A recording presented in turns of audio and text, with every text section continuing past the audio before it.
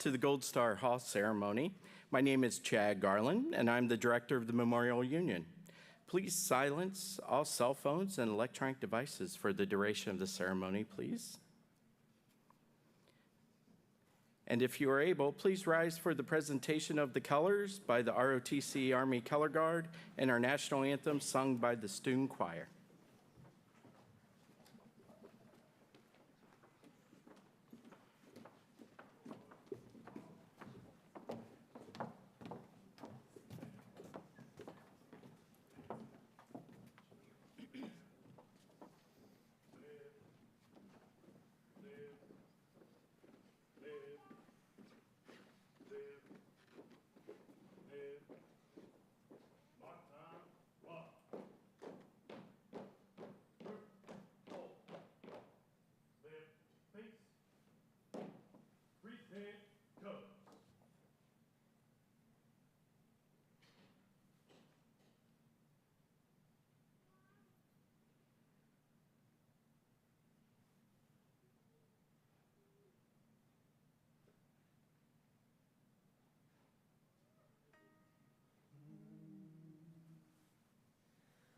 Oh, say, can you see by the dawn's early light what so proudly we hailed at the twilight's last gleaming, whose broad stripes and bright stars through the perilous fight o'er the ramparts we watched were so gallantly streaming, and the rocket's red glare, the bombs bursting in air, gave proof through the night that our flag was still there. Oh, say, does that star-spangled banner yet wave o'er the land of the free and the home of the brave? Order, charge. Right, face. Forward, march. Clear. One time, march. Through, halt. Right, face. Post, colors.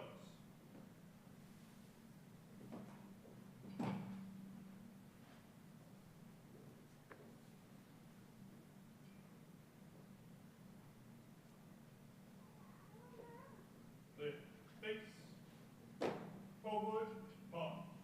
Clear. Clear. Clear.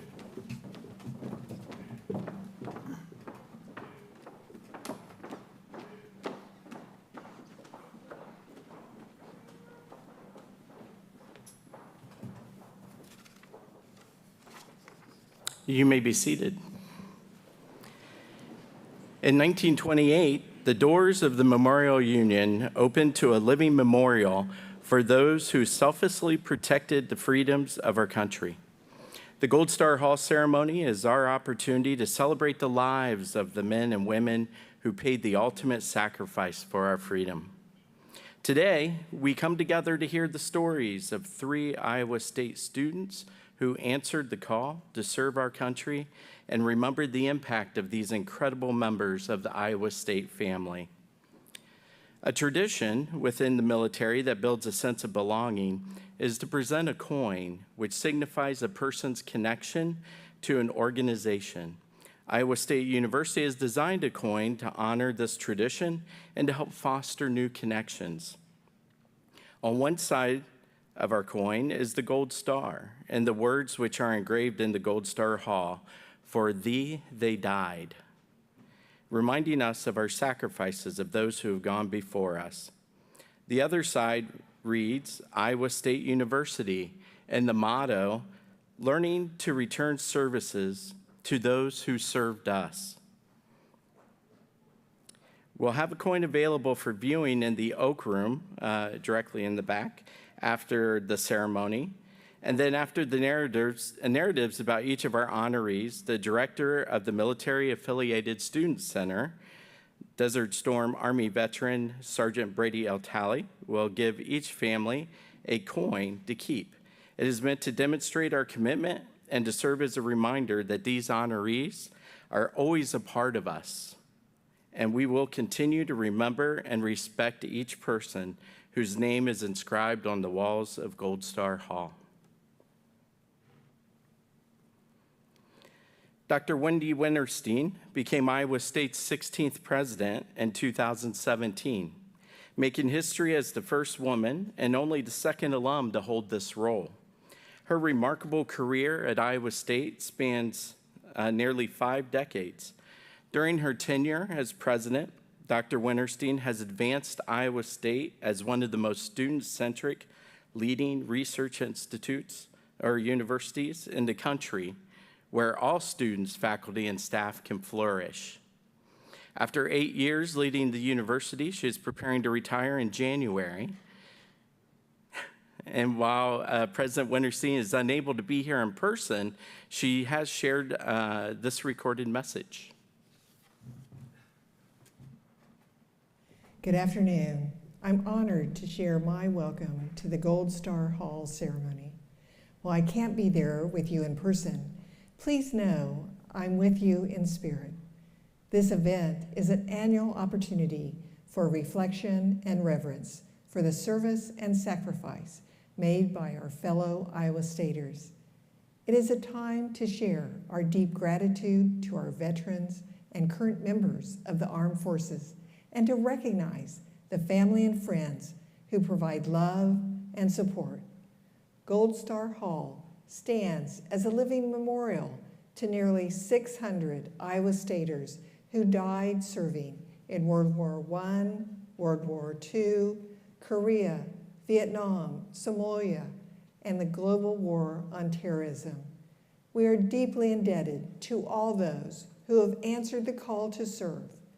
Today, we honor 4 Cyclones for their military service and for making the ultimate sacrifice to defend our freedom.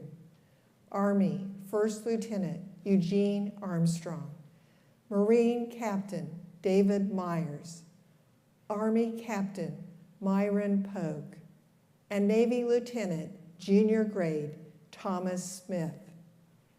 Soon you will hear the stories of these men, of their time here on campus, and of their military service. Not unlike the students of today, these men worked hard in the classroom.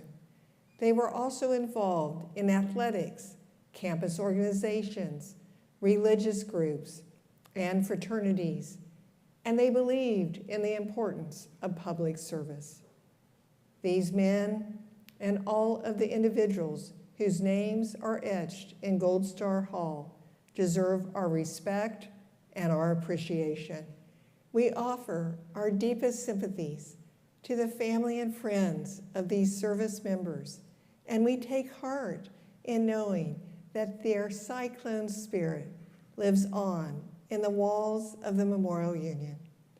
As you pass through Gold Star Hall, I encourage you to look up to the 12 stained glass windows. Each window depicts a virtue that represents what it means to be an Iowa Stater. They include learning, courage, faith, determination, love, loyalty, and integrity. And I ask all members of the Iowa State community to join me in paying tribute to the men and women who have made the ultimate sacrifice by living these virtues every day. Thank you for helping us honor our service members and for being a part of this special ceremony.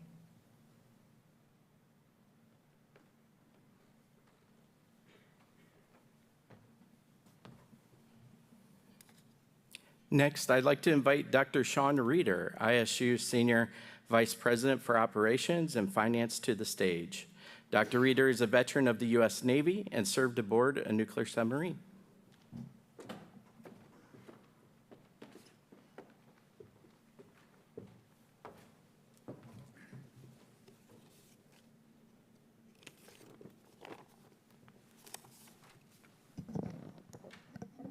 Thank you, Chad. Good afternoon. It is an honor to be here and to pay tribute to Iowa State students who made the ultimate sacrifice in service to our country. I want to echo President Winterstein's comments about their commitments to academics, to our campus, and our community. They demonstrated an unwavering work ethic in every aspect of their lives. This occasion holds deep meaning for our Iowa State community and for me personally, as a veteran of the U.S. Navy. It's important to remember the names etched in gold in Gold Star Hall. They are more than just inscriptions. They are the stories of courage, commitment, and love for our country. They are a reminder to everyone who walks through to remember these brave members of our Iowa State family. Thank you for joining us today in this solemn tribute. May we continue to honor these heroes today and every day. And now I would like to invite Brandon Colwell. Brandon is a fellow U.S. Navy veteran and is currently a senior here at Iowa State, majoring in aerospace engineering. Brandon?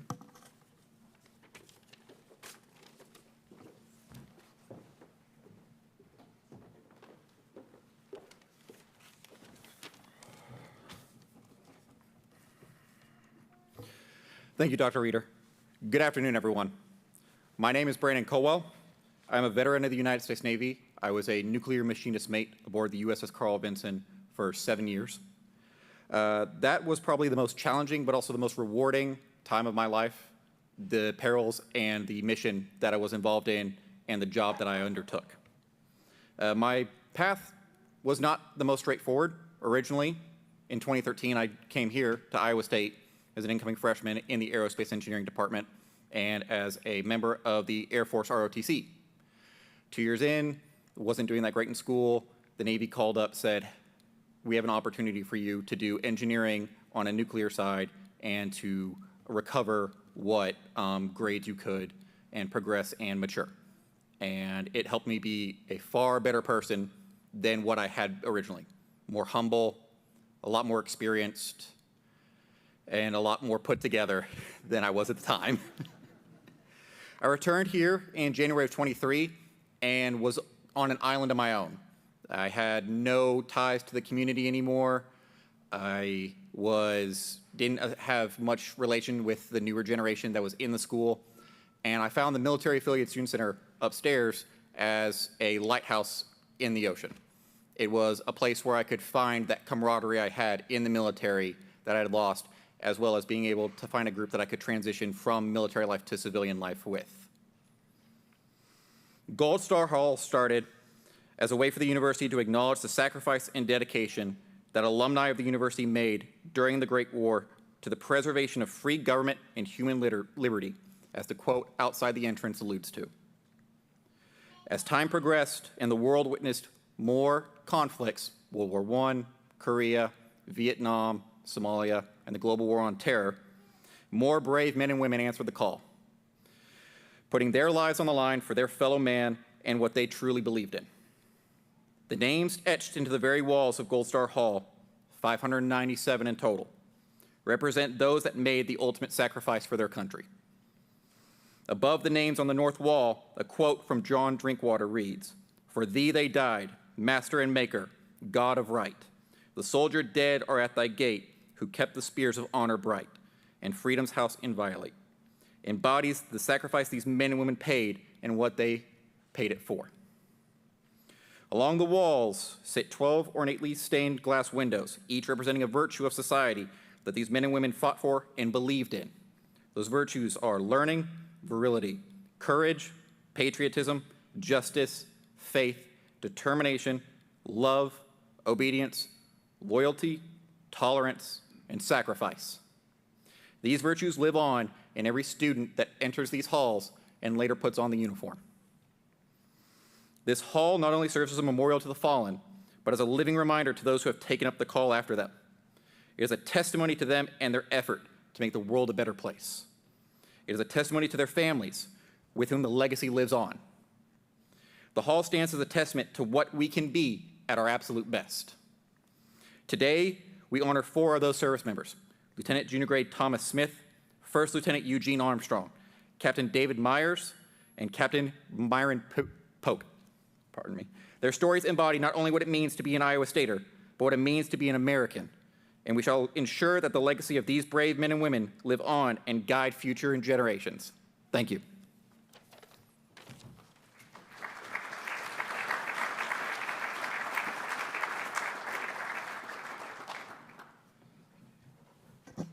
Thank you, Brandon and Dr. Reeder, for those words.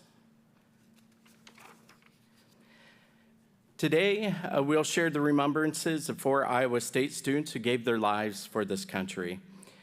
Former ISU Athletics Director of Communications, Tom Crochell, will speak about Navy Lieutenant Junior Grade Thomas Russell Smith. Navy Reservist Olivia Lyons will speak about Army First Lieutenant Eugene Armstrong. Retired Marine Corps Lieutenant Colonel Daniel P. Devine will speak about Marine Corps Captain David Wendell Myers. And finally, Marine veteran Jeremy Jacobson will speak about Army Captain Myron Jerome Polk. Tom Kershaw, if you'd like to.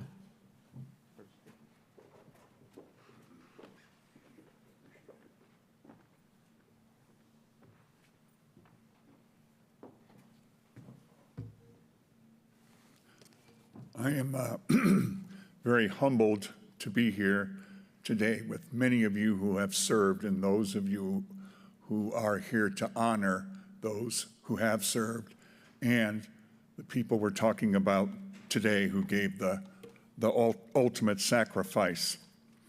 For 20 years, I was the director of athletics communications at Iowa State. So my life was very day to day when you're over there. There's a game every day. You don't have a tremendous amount of time for recollection, going back and writing about the history, what's happening. You're just riding the wave as you go along. But one day I got my Visions magazine, and there was a picture in there of a Iowa State graduate with Dr. Winterstein holding a blanket, an eye blanket, and it said that their family was giving this eye blanket to Iowa State University. And I knew that this individual had been a student athlete, but that's really about all I knew. But I said, someday there's a story in there and I'm gonna figure it out. Well, when I started looking into it, it far exceeded my expectations on junior grade Lieutenant Thomas Russell Smith. He was born, there he is in his uniform, in 1919 to Arthur and Alice Smith of Boone. He had a very ordinary name, but he lived a short but extraordinary life. Spent his early years in Boone. He would make a name for himself there in town, working for his father, who was the town florist, and also played football. He was a very determined individual, and you can get an idea of that. In high school, they didn't have tackling dummies. This was back in the mid-30s. So he and a teammate found some telephone poles and rigged them up as tackling dummies. Now, obviously, I've been around a lot of tackling dummies, and they give when you hit them. Telephone poles, not so much. And I think it gives you an idea of the determination they had to be the best possible player. It's not a surprise with his father as a florist that he came to Iowa State and majored in horticulture, perhaps looking to stay in the family business in the future. When he came to Iowa State, he wanted to earn a spot on the team. Well, in the 30s and early 40s, there were two teams. There was a freshman team. Freshmen were not eligible, but they'd have a group of about 80 freshmen that they brought in to play on the team. And then the best handful of those would be added to the varsity the following year. Well, they did a lot of analyzation of their various candidates for the varsity, and the first day when he came out onto the field, his coach, Jim Yeager, recalled later that when I saw Tom, he was wearing an oversized pair of pants and a torn green sweater. He was the most gosh-awful freshman I had ever seen. Well, right away, Yeager wanted to see what Tom Smith was made of. So he put him out on the field with Ed Bach, who is in the College Football Hall of Fame, and I was our first person in that Hall of Fame, and Clyde Shugart, who went on to a long career in the National Football League. Two big, stout guys. So they take it to him over a period of a half hour or so, and finally he looks up and he says, guys, when you're done, tell me and I will ease up on you. Okay? Well, they liked it. They liked him, and they also liked what they saw. And he became a special member of the Iowa State football team. In 1938, we had one of the greatest teams in Iowa State history, 7-1, and last game played at home with an opportunity to play in the Orange Bowl. And Tom was a sophomore, so still trying to, back in that time, there were very little substitution and you played both ways. But in a huge victory for Iowa State, one of our greatest ever, the Cyclones went to Lincoln and beat the Cornhuskers 8-7 for, yeah, it was a great win. He recounted later, after blocking a punt that set up Iowa State's touchdown, so he got in and made a huge contribution as a sophomore to this team, and that they were coming back, and all the students were waiting for them on campus, but they went out to where Highway 30 comes in, and the team bus actually went on Highway 6 and came back up by Maple Willow Arch, and when they got back, he said, boy, I guess it wasn't that big of a deal after all. There's nobody here for us. Well, eventually, they all caught each other. But Tom was a great player. He was only 190 pounds. And there, yeah, you can see the offensive lines, and you can see Tom in there. But he was so trusted that they gave him the job of calling signals. Back then, football didn't look exactly what it looks like now, and unlike today where the quarterback comes up and calls all the signals, anybody on that team could call the signals. Who did you get to call the signals? The most dependable man, Tom Smith. He had a very upbeat personality that made him popular, and he lived in Boone with his parents, even though he was going to school. But after games on Saturdays, he would take home a teammate for a home-cooked meal, which back then was nothing to scoff at. And then their family had a family business up in Okoboji, and he'd take that person up for a brief stop in Okoboji.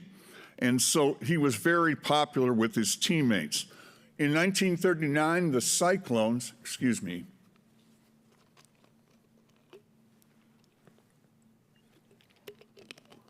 In 1939, the Cyclones went to Marquette, Milwaukee, Wisconsin, for a game. They played the game. On the way home, they drove down into Chicago, and they went to see the Chicago Bears play.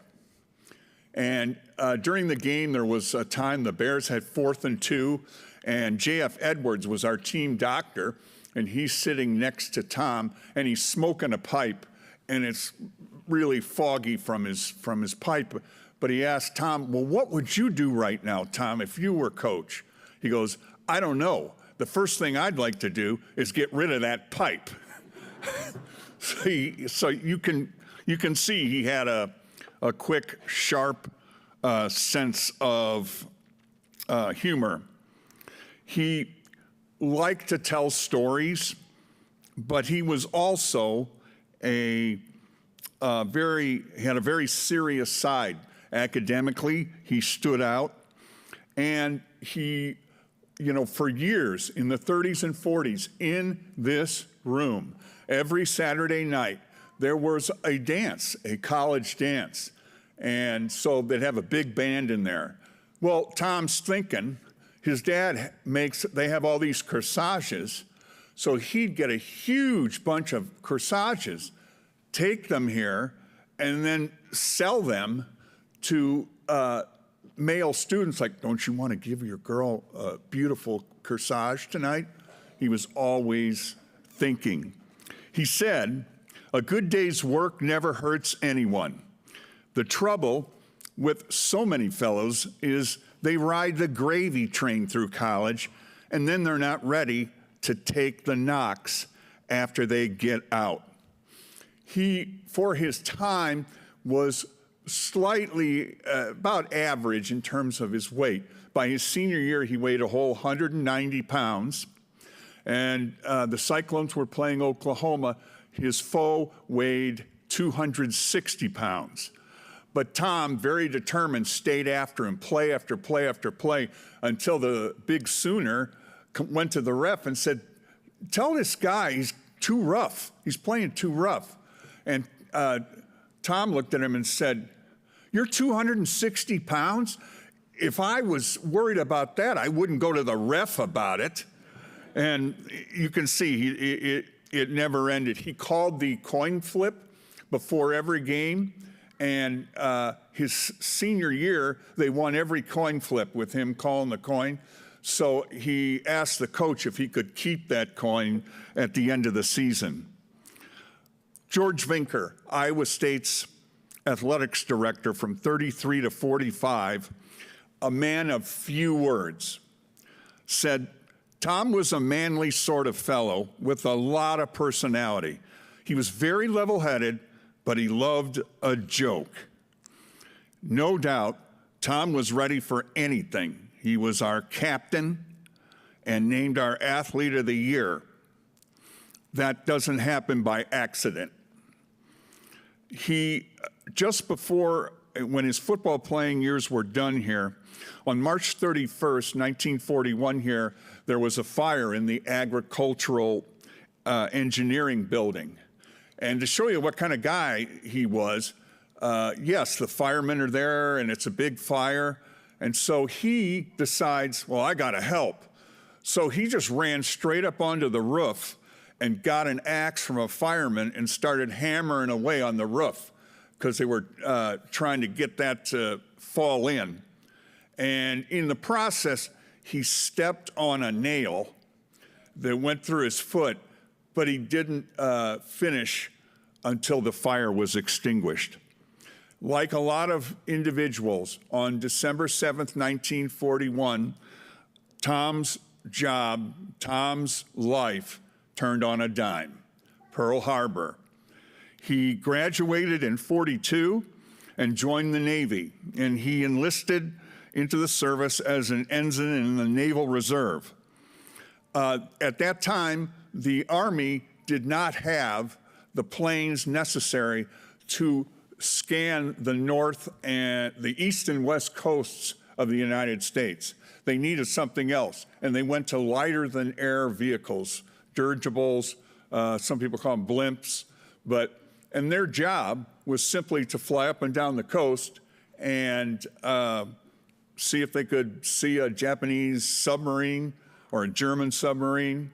And he became a part of that effort. At the same time, while he was in flight school in California, all these bases had their own football teams, and they could play college teams, whom they usually slaughtered because they had some of the best guys from all the schools all over the country, and they're playing these schools that had some deleted rosters because of the war. He earned All-America honors there, as he did as an All-American at Iowa State.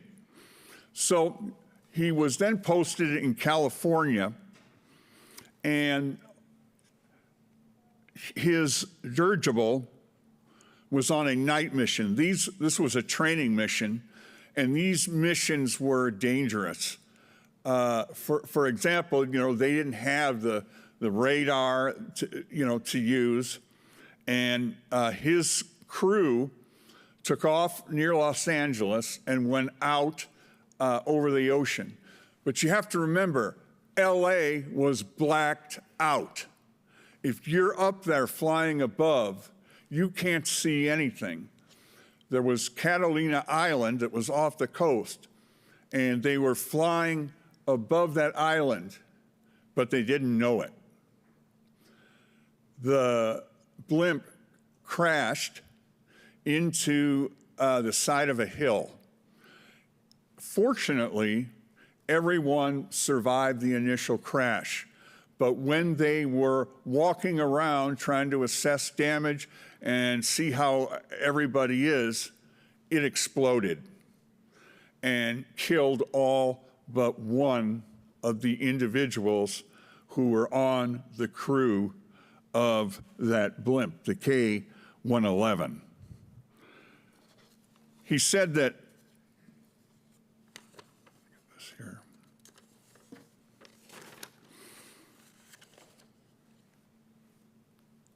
his remains were transported back to Boone for his funeral, and he was laid to rest in Linwood Park Cemetery, where he lies today near his mother and father. Tom Smith had a nephew and namesake, Tom Smith, and he is here today with his son, Kyle. And so would all those who are here today for Thomas Russell Smith please rise and be recognized.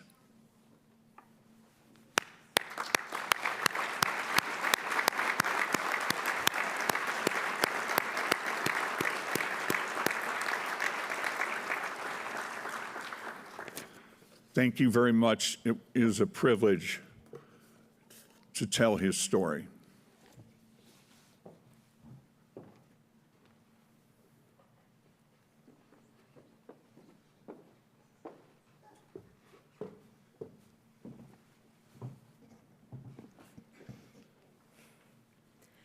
First Lieutenant Eugene Mortimer Armstrong was born on May 19, 1919 in Jefferson, Iowa. He was the son of Dr. William and Ruth Armstrong, following his older brother, William Armstrong Jr., known by his middle name, Bruce. Eugene spent most of his early childhood on a farm near Jefferson, Iowa, briefly living in Iowa City at age 6, and then in 1928, when Eugene was 9, his family moved to Ames. Their family home at 3319 Woodland Avenue still stands today. Eugene came from a well-educated family. His father practiced medicine, his mother Ruth went to Cornell College, and his older brother Bruce received a degree in zoology from Iowa State College in 1936. Now, in high school, Eugene was a very active student. He was a member of Ames High's debate club, High Y Club, National Forensic League, National Thespian Society, the Drama Club, National Honor Society, the school's newspaper, and an International Honor Society for high school journalists called Quill and Scroll. His yearbook from his senior year said he was known as a soapbox orator, and his favorite pastime was supposedly cleaning dog kennels. He finished high school in 1936, aspiring to be a French teacher. In fall of 1936, Eugene began his undergraduate studies at Iowa State College. He made the most of his time at Iowa State and continued to be an involved and motivated student. He was a member of Sigma Alpha Epsilon fraternity, the Varsity One Athletics Club, the Porpoise Club, the Rifle Team, and the Swim Team, serving as the swim team captain in his senior year. Armstrong was undefeated in the Big Six backstroke for 3 seasons and was frequently a competition champion. He was known to his swimming buddies as Gene. While doing all of this, Armstrong also worked in the advertising section of Iowa State's newspaper. He graduated as a history major with a Bachelor of Science in June 1940. Armstrong's military career began at Iowa State. He enlisted on May 20th, 1941, while he was working on his graduate degree. He reported for a year's active duty at Fort Sill in Oklahoma in January 1942 and was assigned to the 68th Armored Field Artillery Battalion, 1st Armored Division. Armstrong specialized in field artillery and was promoted to 2nd lieutenant. He went overseas with the group in late 1942, where he participated in the Tunisian campaign in North Africa and was promoted to 1st lieutenant. My apologies. The 68th Armored Field Artillery Battalion traveled around the Mediterranean throughout 1943. Lieutenant Armstrong arrived in Italy in early January of 1944, where his battalion would join the Battle of Anzio, also known as the Allied Operation Shingle. The Battle of Anzio in 1944 was a significant but costly Allied victory of World War II. The battle began in late January, with Allied forces arriving at the Anzio beachhead around 33 miles south of Rome. The goal of this operation was to cut German lines of communication in southern Italy, forcing them to retreat back north. Despite persistent German attacks, the Allied forces were able to hold the beachhead and ultimately push the enemy out of Italy. The battle officially ended on June 4th with the liberation of Rome.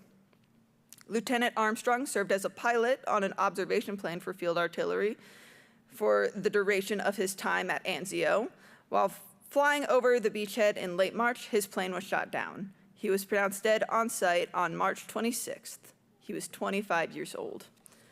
After his death, Lieutenant Armstrong was posthumously awarded the Air Medal for meritorious achievement while participating in aerial flight by performing 35 field artillery observation sorties against the enemy in Italy during the period 3 January 1944 to 21 March 1944.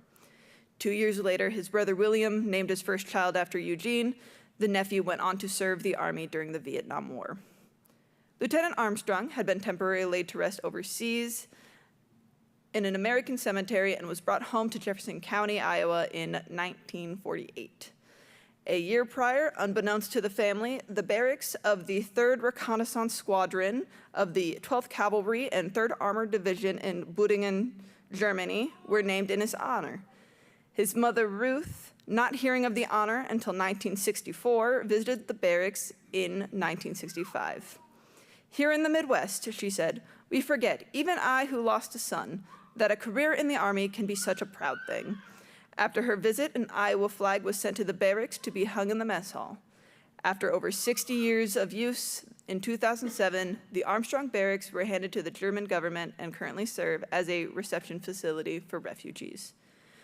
Fulfilling the hopes of his mother, Lieutenant Armstrong's legacy continues to live on both domestically and abroad.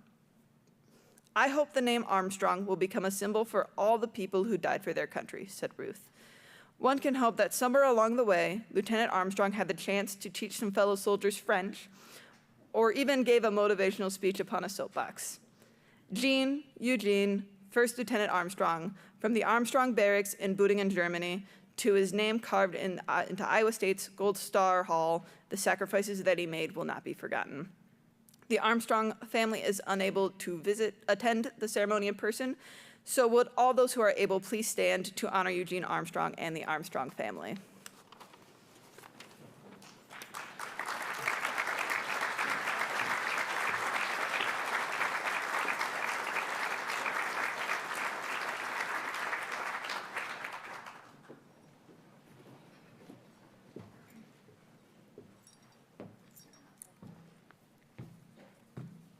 My name is Lieutenant Colonel Dan Devine. I'm a 1987 graduate of Iowa State. I went to Naval ROTC here, as we'll find out here in a few minutes, so did David Myers. Every year when I get the invitation, and I'm honored to get these invitations, I take a look through the names of the individuals that are going to be honored, and I look for a connection. I was an infantry officer myself for 20 years. I flew on many CH-46s. I was in an infantry company, and then I was in light armor and reconnaissance during the Gulf War. So when I saw David Myers come across in his story, I jumped on it within minutes. Hopefully, I can honor his memory and your family today. David Wendell Myers was born on July 7th, 1938, the third child of Dean and Gwendolyn Myers. He was the youngest after his older brother Dean and his sister Geraldine. David lived in Petersburg for the first year of his life, and then his family moved to Albion, Nebraska, where he grew up. In this town, his parents owned a store. Growing up, David was a mischievous rascal. He was teased by his sister, who called him Davy Dimples. He had a charming personality, and as he got older, he grew into a capable and active young man. While in high school, he lettered in football, basketball, and track, and played Legion baseball. David was often off hiking, hunting, or fishing in his spare time. Academically, he was at the top of his class, and he enjoyed many friendships. With his charming personality, he was liked by everyone. While in high school, David met his future wife, Janelle. The two were high school sweethearts and married young in October of 1956. David's religious faith was very strong. He was a member of the Congregational Church, where he attended Sunday school, sang in the choir for 6 years, and was an active member of the State Pilgrim Fellowship, as well as an officer of the local district. He graduated from Albion High School in 1956. After high school, David attended the University of Nebraska for 1 year and then transferred to Iowa State University, where he studied forestry and graduated with a degree in fish and wildlife management in February of 1961. David's love for nature and being in the outdoors influenced his choice of an academic program. He was always happiest while exploring the wildlife and was passionate about conservation practices. He believed in preserving a healthy environment for both the land and for the people living on it. David joined the Navy ROTC program while at Iowa State. He had always been patriotic and was someone who believed deeply in what the United States stood for. After graduation, he joined the United States Marine Corps in March of that same year. David completed Officer Candidate School and then the Basic School for Officers in Quantico, Virginia. He was commissioned in Quantico as a second lieutenant on May 27, 1961. While he was in the Marines, David, his wife Janelle, and their 4 children, Christine, Vicki, David, and Tracy, resided in Jacksonville, North Carolina, where he attended embarkation school and served for a period of time in the Mediterranean area. Here, he was promoted to first lieutenant in 1963 following the Cuban Missile Crisis. He completed his time in the Marine Corps in May of 1964. Following his time in the military, David moved back to Albion, where he owned both a sporting goods and a liquor store in Lexington, Nebraska. Both were very successful. In 1967, as the U.S. was getting involved in Vietnam, the Marines sought him out to come back and serve. David returned to active duty, and he departed from his businesses, his wife, and his 4 children to follow his sense of duty to serve his country. David was now a Marine Corps captain and served as an infantry officer during the Vietnam War.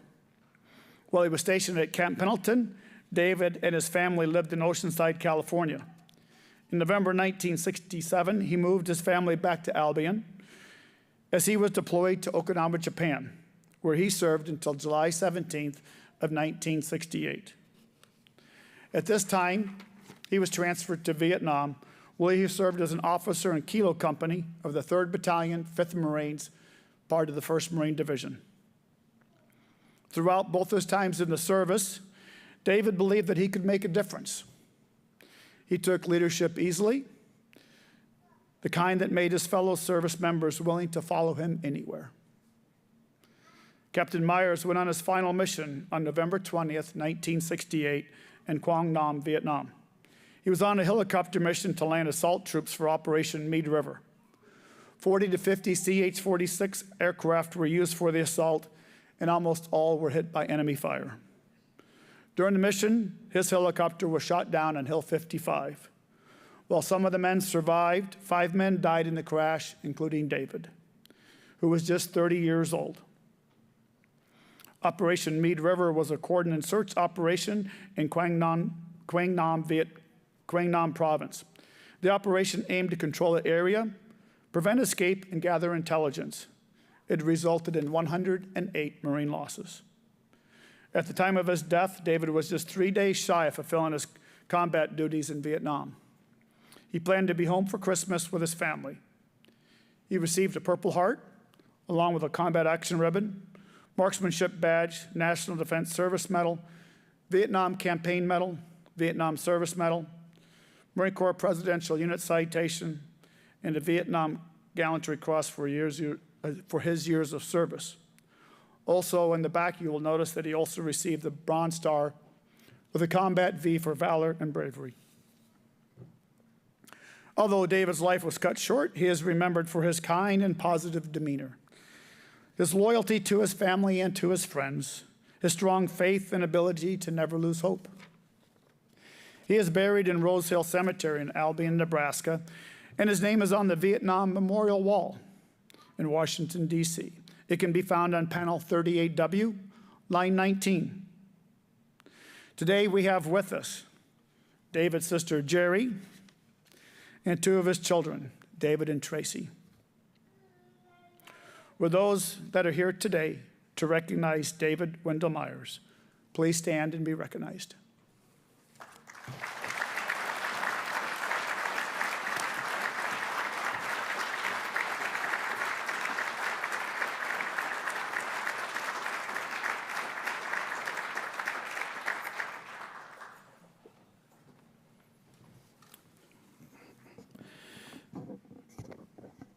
Good evening. My name is Jeremy Jacobson, proud ISU alum and Marine Corps veteran. I echo the sentiments of my fellow readers. It is an absolute honor every year that I get asked to do this. I've been fortunate to have, I think this is my 4th in a row, who's counting. Absolutely an absolute privilege. Whenever I read the story that's given to me, much like Colonel Devine or I want to find a connection, and it's never hard because the connection is we're all veterans. It doesn't matter which branch. I can understand what they went through when they went overseas. With that, I'll get started. So my reading is for Myron Jerome Polk. Just outside of Waverly, Iowa, Myron Jerome Polk was born on May 21st, 1943. He was the first of Walter and Alida Polk's 5 children, and being the oldest, Myron took on a lot of responsibility as the role model for his siblings. The Polk family moved to a farm outside of Sumner, Iowa, early in Myron's life. It's amazing to think now that up until Myron was around 11 years old, he attended a 1-room schoolhouse that was near the farm. Despite the rural and you might think isolated setting, the Polk family was constantly surrounded by extended family. Myron, his younger brothers Darwin, Virgil, and Randy, and his sister Juniver enjoyed days with their cousins who lived and farmed nearby. On their way home from the schoolhouse, Myron, Darwin, and other neighboring children would play in a creek on the side of the road. But being the responsible oldest, Myron would remind his brother that they had chores waiting at home. Myron joined the local 4-H club and began raising beef cattle. He was dedicated to these animals, going as far as sleeping in the barn with them. His brother Darwin was closest in age to Myron and vividly remembers going to the fair and watching Myron show his beef cattle. Even with this passion for the 4-H program, Myron was able to be an outstanding student. He was constantly on the Sumner High School honor roll and enjoyed his studies. Kind of a bookworm, his brother Darwin has mentioned.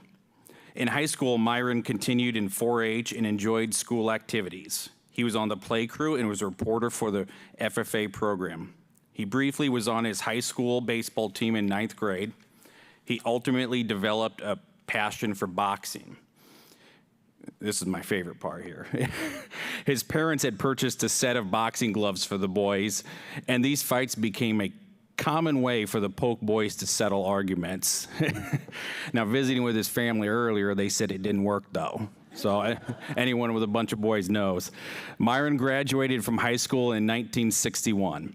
Myron attended Iowa State University the following fall, majoring in sociology. He quickly found a home on campus, becoming an active member of his residence hall each year and joining the Lutheran religious club Gamma Delta. Myron continued to be an excellent student, receiving a merit scholarship in 1962-63 school year. His bookworm habits from his youth gave him an advantage in a reading-intensive major like sociology. Beyond studying, you could often find Myron at the Memorial Lutheran Church just south of campus each Sunday. Gamma Delta would host dinners for the other students. It was there that Myron did a little matchmaking, setting up future sweethearts, notably his younger brother Darwin and a woman named Sandra. Sandra knew Myron when she was a freshman and he was a senior, and she fondly recalled how she thought Myron would have made a wonderful pastor. He was always kind and thoughtful, and he just took care of everyone around him. We became good friends, she said. While still at ISU working on his sociology degree, Myron received his basic military training at Fort Riley, Kansas, as a part of Iowa State ROTC's program. After graduating from ISU, he attended the U.S. Army Adjutant General School at Fort Benjamin Harrison in Indiana. Upon completion, he was assigned to the Armed Forces Entrance and Examining Station at Kansas City, Missouri. It was here that he met his fiancée, Janet Maynard. After serving for 2 years, he was promoted to the rank of first lieutenant. Myron was deployed to Vietnam in August of 1967. By December, he was assigned to the Logistical Administration Advisory Team, earning the Bronze Star for meritorious achievement and a promotion to captain. He was then assigned to the Military Assistance Command Team 91 in Binh Duan. His job was to work with the South Vietnamese Popular Force, also known as the Rough Puffs, due to the name acronym RFPF. They were a part-time local militia that mainly protected homes and villages. The Military Assistance Command was a special operations unit that conducted strategic reconnaissance and rescue operations across South Vietnam, Laos, Cambodia, and North Vietnam. On Sunday, July 21st, Myron attended a cultural program in the nearby village. While he was watching a play, a hand grenade was thrown into the crowd by enemy forces, killing and wounding dozens of Vietnamese men, women, children. Medevac helicopters quickly rushed in, and Myron was taken to the nearby Army hospital. Despite the care of the doctors and nurses, his injuries were too severe, and he died the next day. The only U.S. casualty of the incident, Myron Polk, was 25 years old and had 1 month remaining in his service. His body was returned to Sumner the following week. He was laid to rest on August 1st in St. John's Lutheran Cemetery. He missed being the best man at his younger brother's wedding. Myron's memory lives on through his siblings and his extended family. Even today, over 40 years later, the warmth of his character still emanates from his photo.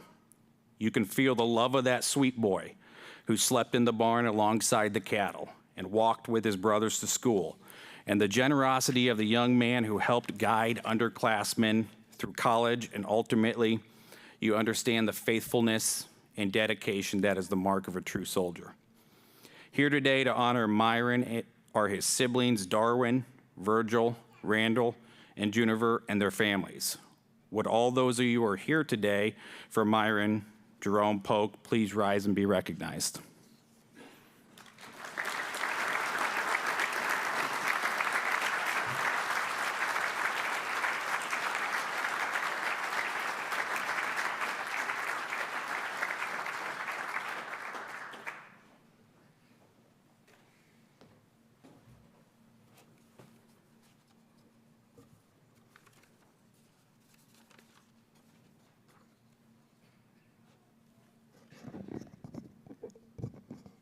Thank you to all of our readers who shared these stories.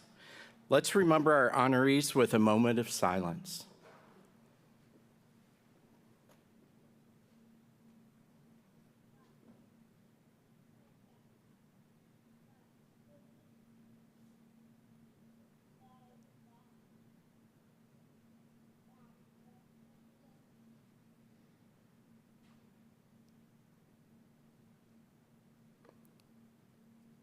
We will now close our ceremony with the final reading of names. Thomas Russell Smith, Eugene Mortimer Armstrong, David Wendell Myers, Myron Jerome Polk. Please rise for the playing of taps and the retiring of the colors.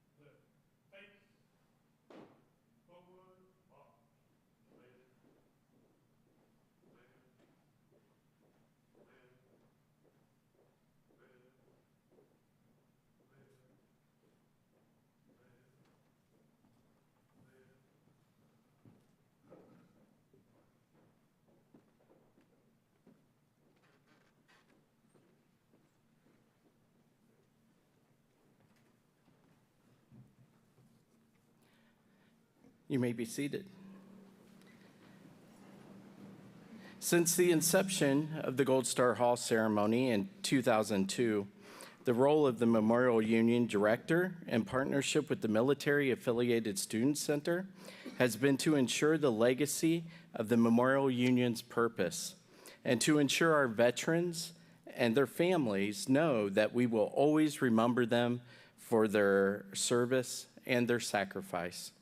I wish to express my heartfelt thanks to all members of our military family for everything they contend with daily, including being away from their families at times, being far away from their homeland on deployments, the mental health issues they often face, and for their bravery in fighting for their country.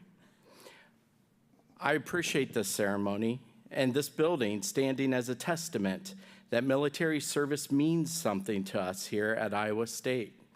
To those in the Iowa State community who have served our country, this ceremony is for you and freedom you provided for all of us. I'd like to thank the family members and friends of our honorees today. Thank you for sharing details of their lives with us and for allowing us to tell their stories today. We honor you for your sacrifice as well. And finally, I'd like to thank the Gold Star Hall Committee for their work to help plan this ceremony, listed above. And finally, all of the committee members are listed in the presentation slide. A special thank you to Ashley Stevens and Ellie Meyer, who are our Gold Star Hall research assistants, for their many hours of hard work and writing, which brought our honoree stories to life today. Guests are invited to view the names of our honorees in the Gold Star Hall and displays in the back about the honorees in the Oak Room, and join us for a small reception back here in the Great Hall. Have a great evening, and thank you all for coming.